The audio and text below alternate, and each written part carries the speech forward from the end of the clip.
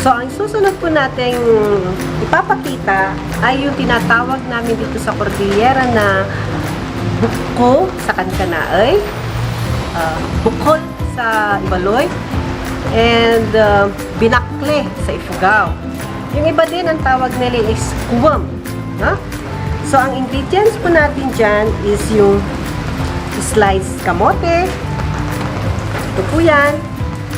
Napadry na po ito. Na-slice po siya na maninipis and then napadry po siya ng mga 5 days. 5 days to 1 week, ito na po yung magiging kalalabasan niya. Okay?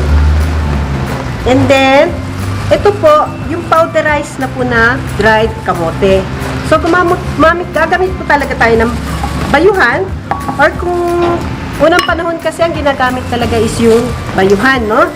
So, ito na po ang magiging outcome pag nabayo na po natin yung sliced dried kamote. So, next ingredient po natin dyan is plain sugar lang. Brown sugar po ang ginagamit kasi iba po talaga ang lasa pag brown sugar ang ginagamit. And then water. Ito lang po. Simple. The powderized dried kamote, sugar, and water.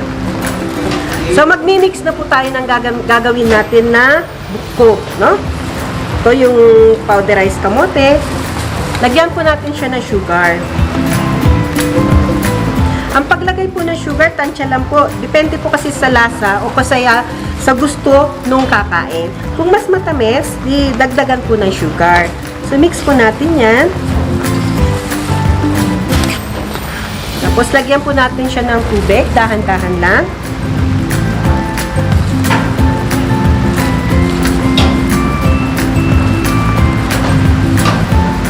Pagkatapos po natin siyang i-mix with sugar and water, pwede po natin siyang set aside na mga 10 to 15 minutes para po ma-absorb ng powder yung tubig, para pwede na po siyang mabalot. Papakita ko ngayon kung paano tayo magbalot ng buko. Para ka rin naman po gumagawa ng suman, no? Itong banana pa pala natin, banana leaves, kailangan ipaan mo siya, ha? Idaan mo siya sa apoy para maging malambot siya. Kasi kung hindi mo siya idadaan sa apoy, magiging madali po siyang mapunit. So, ito po, iano na po natin siya sa apoy, kaya maganda na po siyang gamitin.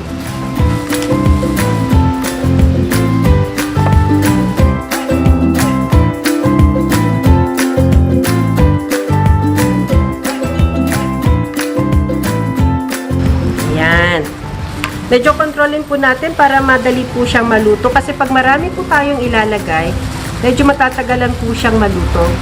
Kasi makapal na po yung nilagay natin na buko. Luluto na po natin. Diyan isa-isa. Pwede rin po ito sa steam, ha? After 30 minutes, check na po natin. Baka pwede na itong, baka luto na yung buko. Ayan. Pwede na ito. Pwede na po natin siyang hanguin.